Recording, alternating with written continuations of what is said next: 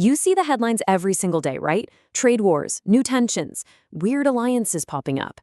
It all feels so chaotic, so random. But what if I told you it's not? What if it's all connected? Today, we're going to connect those dots and uncover the one single story that's driving all this global chaos. So let's just jump right in. It is so easy to get lost in the day-to-day noise.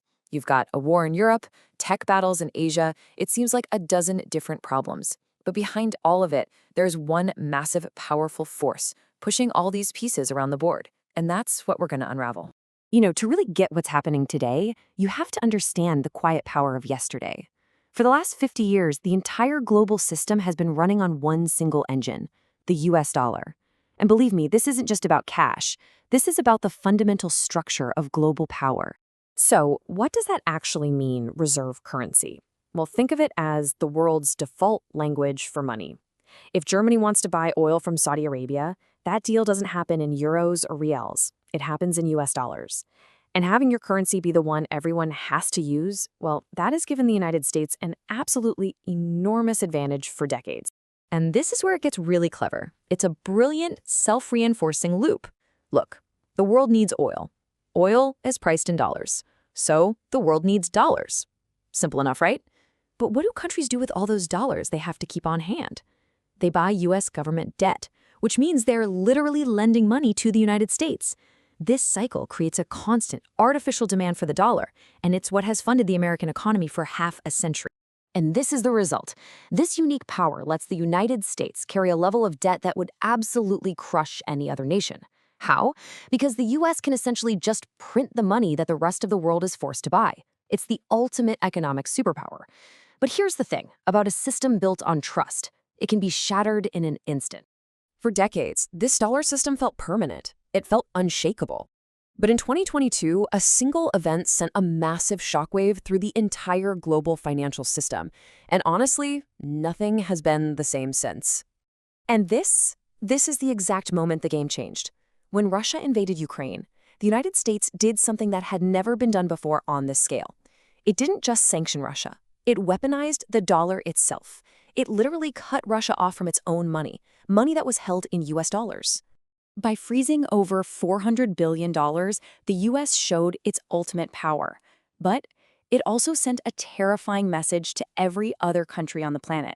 Hey, those dollars you've been saving up, they're not just assets, they're a liability, and we can take them away with the flip of a switch. And the world's reaction was immediate. You can see it right here. Central banks, especially in places like China and India, started dumping their dollar reserves and buying something they could actually hold in their hands, something nobody could freeze or delete: physical gold. Gold buying shot up to levels not seen in decades. The great escape from the dollar had officially begun. So what happens when trust in the world's money starts to break down? Well, the competition moves. It explodes onto new battlegrounds. Because if you can't trust the money, then real power comes from controlling the physical things that are going to build the future. And right now, the single most important physical thing in the world is the semiconductor. This tiny, tiny piece of silicon is the brain behind everything. I'm talking AI, electric cars, solar panels, the most advanced weapons. The bottom line is, if you control the chips, you control the 21st century.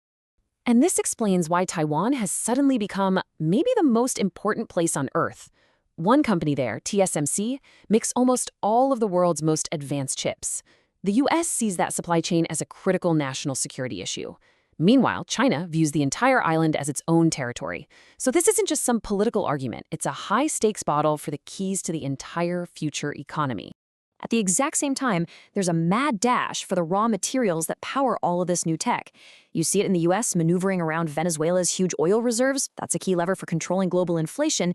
And you see it in the, let's be honest, kind of weird bid to buy Greenland. It's not just for shipping lanes. It's because under that ice sits an estimated 25% of the world's rare earth metals, minerals you absolutely need for iPhones, for F-35s, for everything. So what's the result of this massive scramble for control over money, tech, and resources? Well, it's a fundamental reshaping of the world order. There's a fancy term for it, the Great Decoupling. But put simply, it just means the single globalized world we all grew up in is splitting in two. You can see the two sides forming pretty clearly. On one side, you have the US and its traditional allies, like the EU and Japan. They're fighting tooth and nail to keep the dollar system alive and control those critical supply chains. And on the other side, you have a bloc led by China, which includes countries like Russia and Iran. Their whole game is about de-dollarization, building totally separate parallel systems for trade and finance that bypass the US completely. And this brings us to the biggest question of all. If the world is really, truly moving away from the dollar as its foundation, what comes next? There isn't one easy answer. Instead, what we're seeing are two completely different, competing visions for the future of money taking shape right now. On one side, you have China's vision, a return to hard assets. We're talking physical gold. It's a system that's tangible, it's old school, and most importantly, it's seizure-proof. But then you look at the US vision, and it's the exact opposite. It's a fully digital future built on things called stablecoins. These are digital currencies backed by the dollar, which offer perfect traceability and the power to freeze anyone's funds anywhere in the world instantly. So what this all means is that we are living through the end of one world order and the very messy, chaotic birth of whatever comes next. Is the future going to be built on tangible, physical assets like gold, or on controllable, trackable digital money? The answer to that question, well, it's not just going to decide the future of your bank account. It's going to define the future of power itself. Follow at Tea or Sugar for more history.